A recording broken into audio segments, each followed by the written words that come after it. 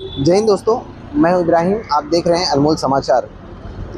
जिस तरह से पिछले कुछ वक्तों के अंदर में आप देखेंगे कि अब्दुल रहमान भाई जो है ये स्टेट एजेंटों के लिए एक मुद्दा बने हुए हैं। स्टेट एजेंटों को ये समझा रहे हैं कि जो गरीब लोग हैं उनसे दो दलालियाँ ना ली जाए, 1.5 दलालियाँ ना ली जाए। जो साल के अंदर में जो उनका साल पूरा होता है उस साल की भी 1 दलालियाँ उनकी बनती है मीरा भाईंदर में, जबकि मुंबई साइड में ऐसा नहीं है।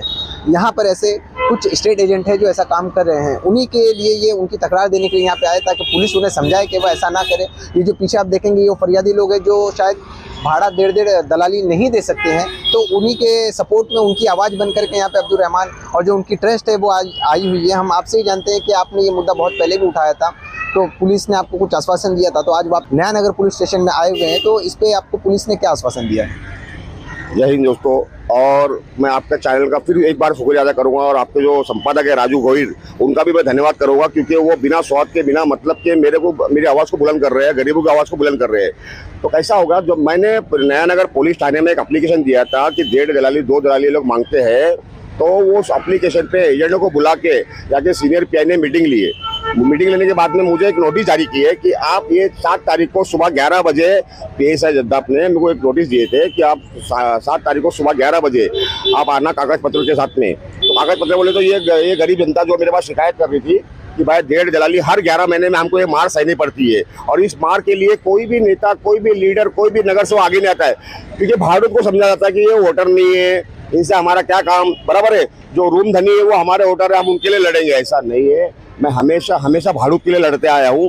राजू भाई को याद होगा, राजू गोहिल को, आपके जो संपादक है, इस चैनल के जो एडिटर है, उनको याद होगा कि मैं राशन बांटने के इस पर भी मेरे पे 353 लग चुका है, बराबर है, गरीब लोग के लिए। तो आज भी गरीबों के लिए मैं हक में आवाज उठा रहा हूँ कि भाई जो दलाली का एक नियम है, कायदा है, वो बरकरार, मतलब उसमें कोई कानून लागू हो कि 5,000, 10,000 और जो पेपर का अलग से लेते हैं 1500 इनसे 1500 उनसे।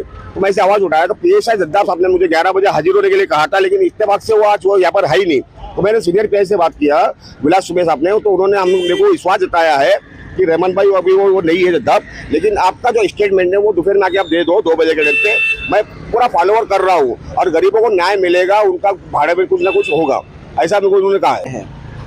पुलिस का आपको सपोर्ट कितना मिल रहा है और जो लोग फरियादी हैं उनका आपको सपोर्ट कितना मिल रहा है? भरपूर, क्योंकि मैं मुझे 7 तारीख को बुलाया गया था, तो मैंने हमारे जो सुबे साहब है सीनियर PSI उनको बोला कि पूरी जनता आने वाली है, तो उन्होंने बोला नहीं, भीड़ लगाने का मतलब नहीं है, बस आप खाली 2-4 लोग आना, 2-4 लोग के अलावा इतने लोग आ गए पर। और पुलिस काफ़ी सपोर्ट कर रही है, और जो फरियादी है जिनके ऊपर बोझ है कि हर साल 11 महीने में उनको 1.5 दलाली 2 दलाली देनी पड़ती है, उनका भी पूरा सहयोग है, क्योंकि उनके मुद्दे के लिए लड़ रहा हूँ। और अभी मैं परसों के दिन 2 दिन पहला मैं गया था मंत्रालय, और ये देखिए ये मंत्रालय गया था मैं, तो CM साहब को भी लेटर देके आया हूँ कि पूरा महाराष्ट्र बुक कर दो, जो रेंट पे रहते हैं उनकी दलाली हटा दो। ऐसा एक मतलब वो कैबिनेट में वैसी बात करो कि ऐसा एक विभाग बनाओ सरकारी, जहाँ पर लेना देना, मतलब भाड़े पे देना और लेना सरकारी कर्मचारी करे, और उससे 4,000, 5,000, 10,000 फीस आवे हमारी सरकार को, तो सरकार के पास में फंड जमा होगा, उस फंड से गरीबों के लिए काम होगा, बराबर है। जैसे कि लाड़की बहन है, लड़का भाई है, या तो एजुकेशन है, या बेवा स्कीम है, बराबर है। तो ऐसा मैंने इस लेटर में लिखा हूँ हमारे CM साहब को कि सरकारी एक वेबसाइट बनाया जाए, जब भाड़े पे लेना, भाड़े पे देना, और एक नॉर्मल फीस। तो नॉर्मल फीस बोले तो हर साल लाखों की तादाद में रूम भाड़े पे जाते हैं, भाड़े पे ले जाते हैं, तो एक फंड हमारी सरकार को आएगा, तो सरकार के में फंड जमा होगा, तो गरीबों के हक में कुछ काम होगा, ऐसी मैंने डिमांड किया हूँ। अच्छा, मेरा आपसे एक और सवाल है कि आपने जो ये सारी चीज़ें कर रहे हैं, तो क्या स्टेट एजेंट लोग आपसे मिलने जुलने आए कि नहीं, कुछ समझाने के लिए कि क्यों आप ऐसा मुद्दा बना करके हमारे खिलाफ ऐसा कर रहे हैं, क्यों ऐसा कोई आए कि नहीं? नहीं आए, बहुत तो आए मेरे पास में। मैं 30 साल से नया नगर में रहता हूँ, तो काफ़ी मेरे जो एजेंट लोग हैं वो आधे से ज़्यादा मेरे दोस्त हैं, लेकिन दोस्ती अपनी जगह और काम अपनी जगह, ठीक है। मेरा NGO है अमन शक्ति चैरिटेबल ट्रस्ट, बराबर है। तो लोग मेरे पास में आते हैं मेरे बच्चों की फीस, राशन के लिए, घर के भाड़े के लिए। तो घर का जो भाड़े की दलाली है ना, वो तो नाजायज़ ही है, वो नाजायज़ है। 1.5 दलाली हर साल 11 महीना, अभी आग बंद करते ही 11 महीना निकल जाता है। हाँ, तो उसके लिए मैं आवाज़ उठा रहा हूँ। लोगों को मजाक लग रहा है, लेकिन ये मजाक 14 अगस्त के बाद में हकीकत बन जाएगा। जब मेरे को 7 तारीख को सुबह 11 बजे आने के लिए कहा था, तो मैंने PSI जद्दाफ ने मुझे नोटिस दिया था कि आपके पास में क्या कागज पत्र है एजेंट के खिलाफ। तो मैंने सीनियर PSI विलास सुबे साहब से बोला, साहब जितने लोग भाड़े पे रहते हैं, मेरे हिसाब से 7,000 लोग नया नगर मीरा रोड पे भाड़े पे रहते हैं। 7,000 लोग जब मेरा सर्वे जो हुआ था, मैंने साहब उनको लेके आ जाओ। बोले नहीं ऐसे गलती मत करना, रोड जाम हो जाएगा। तो जो खास लोग हैं जिन्होंने ये मुद्दे को उठाया है, जो मुद्दे को मेरे पास लेके आए, ये जो कड़ी है, ये जो खास लोग है ना, उन्हीं को लेके आया हूँ। अगर इसमें कोई सुनवाई नहीं होती है और कुछ पहलू नहीं होता है 14 अगस्त तक के, तो ये रोड नहीं, ये पूरा रोड में जाम कर दूंगा और हम लोग यहाँ धरना देके बैठ जाएंगे। जय हिंद, जय महाराष्ट्र। क्योंकि हम आप लोग से भी, आप भी मतलब इस चीज़ की मार खा चुके हैं, ऐसा कह सकते हैं कि आप इस चीज़ को झेल चुके हैं और आज इससे परेशान हैं आप। बहुत परेशान है और हमेशा ये हमको डेढ़ वो देना पड़ता है। 11 महीने पता नहीं चलता कैसे महीना निकल गया, कि 11 महीने कैसे निकल, हर 11 महीने में वही परेशानी रहती, उसी की फिक्र रहती है हमको हर बार। वैसे आप करते क्या हैं? ऑटो ड्राइवर है। तो कम से कम आपका जो भाड़ा होगा वो कितना होगा इस मीरा रोड के अंदर में? रेंट कितना है? 13,000 रुपये हमारा। और आपकी आवक कितनी है? आवक 14-15 हज़ार रुपये महीने। अब आप सोचिए, अगर इनकी आवक 14-15 हज़ार रुपया है, 13,000 रुपया ये जो है भाड़ा देंगे, फिर प्लस साल भर कैसे निकल जाता है पता नहीं चल रहा है दिन। ये कैसे देते होंगे? जब आप देते होंगे तो ऐसा लगता होगा मुझे कि कर्जा लेते होंगे या फिर ब्याज पे कहीं ना कहीं लेते होंगे। लेना ही पड़ता है ना, इतनी रकम तो रहती नहीं है। जब भी वो आके खड़े हो जाते एकदम से, वो उनकी डेट कभी मिस नहीं होती। जो उनकी तारीख हो गई उसी तारीख को आते, पैसा होना तो देना ही पड़ता है, कहीं ना कहीं कुछ ना कुछ उधार लेकर किसी से। अच्छा, जो स्टेट एजेंट रहते हैं वो भी आपके साथ में साल का जब होता है वो तो बोलते हैं कि जाने दो, कोई बात नहीं है, या वो ऐसा कहते हैं आपको कि जाने दो, आप कई साल से हो हमारे पहचान में हो तो मत दो? ऐसा ऐसा कुछ रह भी नहीं भाई, उन लोग के दिल में कुछ रह भी नहीं है। मांगता तो मांगता ही है, मेरे को दलाली मांगता ही है, दलाली चाहिए मेरी 10,000 दलाली है, पहले दलाली दो फिर भाड़ा दो, दादा ऐसा बोलता है। लेकिन बिना पेपर भी नहीं बनेगा, पेपर भी नहीं बनाते वो उसके बिना। एक तो भाड़ोती पे क्या लोड रहता है मालूम है क्या? एक तो उसको शिफ्टिंग का खर्चा, ऊपर से पेपर का भी खर्चा मांगा जाता है। उसके ऊपर आदमी फिर 2 दलाली 1.5 दलाली लोग मिनिमम उससे नीचे बात करते ही नहीं है। जाने तो दूसरी पार्टी खड़ी है, लोग डायलॉग ये फिक्स रहता है, दूसरी पार्टी खड़ी, चलो हवा आने दो, ऐसी बातें लोग करते हैं। तो ये ऐसी बातें दलाल करते हैं या जो रूम ओनर रहते हैं? ओनर नहीं है, ये एजेंट ही करते हैं।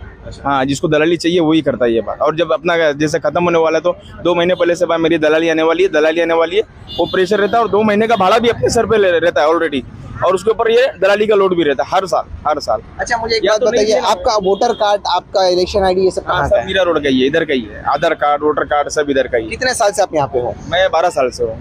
और रेंट पे ही हो 12 साल से? तो ये 12 साल से जो आप रेंट के जो साल के अंदर में आपने मेरे ख्याल से 12 बार दलाल को, जो स्टेट एजेंट को है दलाली दी होगी, उस वक्त का भाड़ा और आज के भाड़े में आपको क्या फर्क दिखाई दे रहा है? 3 गुना फर्क हो गया। जब मैं स्टार्टिंग में आता 4,500 भाड़ा था, आज की डेट में वही भाड़ा 15,000 रुपये। बताया ये गया इनके बताने के मुताबिक में कि 2-3 महीना पहले या लॉकडाउन के बाद से भाड़ा आसमान को छूने लगा है। बहुत बढ़ गया। मैं बोला 3 गुना का फर्क आ गया, 3 से 4 गुना का फर्क आ गया। आप सोचो, उतना 10-12 साल पहले 4,500 रुपये में होता था। चलो ठीक है, टाइम के हिसाब से भाड़ा भी बढ़ता है, लेकिन यहाँ पे लिमिट नहीं है, लिमिट क्रॉस हो चुकी है। बोलने का मतलब आदमी की इनकम के हिसाब से भाड़ा रहे ना, साथ में भाड़ा आदमी को भारी भी नहीं पड़ेगा भाई। बीच में अगर दलाली, पेपर का खर्चा, शिफ्टिंग का खर्चा, ये सब लोड तो रहता ही है ना इंसान के ऊपर से दलाली का इतना दबाव, इतना प्रेशर है, आदमी मजबूरन कर्जा लेने को मजबूर हो जाता है। फिर वो कर्जा चुकाएगा कि भाड़ा देगा। अच्छा, मुझे एक बात बताइए कि आपको कैसे लगा कि आप अमन जो शक्ति चैरिटेबल ट्रस्ट है इनसे जुड़ेंगे तो आपका काम हो जाएगा? आपको कैसे लगा? वो एक्चुअली ये इनको अच्छे से जानते हैं, इन्होंने बताया तो इनकी बात पे मेरे को भरोसा आया। तो फिर मैं बोला जब काम हो रहा है तो हर काम होगा। फिर ये जो लाडली बहन का ये जो है सबके लिए सोशल वर्क कर रहे हैं, अच्छा काम कर रहे हैं, सबका काम हो रहा है, अच्छा काम कर रहे हैं। तो फिर इसके अलावा भी और भी काम रहमान भाई से करे तो अल्हम्दुलिल्लाह उन्हें बहुत से काम ऐसे करके दिए हैं। इसके अलावा भी बहुत से काम करे उन्हें रहमान भाई ने। खाली आप सब स्टेट एजेंटों को खिलाफ हैं या फिर सिर्फ और सिर्फ इस चीज के खिलाफ है कि जो साल का आप भर नहीं सकता? आप खिलाफ किसके? दलाली के खिलाफ है हम लोग। हर स्टेट एजेंटों के तो खिलाफ नहीं है ना? एजेंट के खिलाफ नहीं है, मगर जो दलाली एकदम बहुत ज्यादा ओवर लेते हैं ये लोग। हर 11 महीने में दलाली जो है वो बहुत ओवर ज्यादा हो जाती है। ये चीज़ का ध्यान में रखिएगा कि अक्सर जो दिक्कतें होती है वो दिक्कत इन गरीबों को, ये रिक्शा चलाते हैं, ये जो लोग होंगे कुछ ना कुछ करते हैं, इनके हस्बैंड जो है कुछ ना कुछ करते ही होंगे। मैं आप लोगों को जानकारी के लिए बता दूं कि इनकी इनकम उतनी नहीं है, ये रिक्शा चलाते हैं। मैं पर्सनली आपको बता दूं कि आज के वक्त में इतने बिना बैच वाले, बिना लाइसेंस वाले इतनी रिक्शा चल रही है कि जिसकी वजह से इनको भाड़े भी नहीं मिल पाते होंगे, पर इनको उतनी इनकम नहीं मिल पाती है जितना इनको चाहिए था। आज रिक्शे रोड की हालत इतनी ख़राब है कि इनके रिक्शे का मेंटेनेंस बढ़ जाता है, घर का मेंटेनेंस बढ़ गया है। आज सारी चीज़ें हैं, सरकार को सोचना चाहिए। जिस तरह से आज अमन शक्ति जो चैरिटेबल ट्रस्ट है ये मैदान में उतरी है, इसके सपोर्ट के अंदर में ये वो लोग हैं जिनको ज़रूरत है कि ये नहीं दे सकते, इसके लिए ये मैदान में उतरे हुए हैं।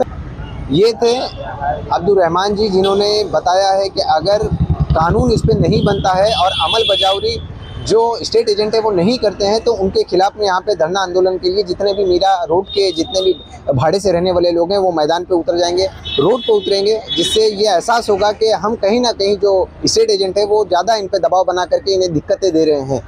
दोस्तों, आप लोगों की राय इन लोगों पे क्या है कमेंट करके ज़रूर बताएं। वीडियो अच्छा लगा तो इसे दूर तक पहुँचाएं। मैं इब्राहिम, जय हिंद, जय महाराष्ट्र।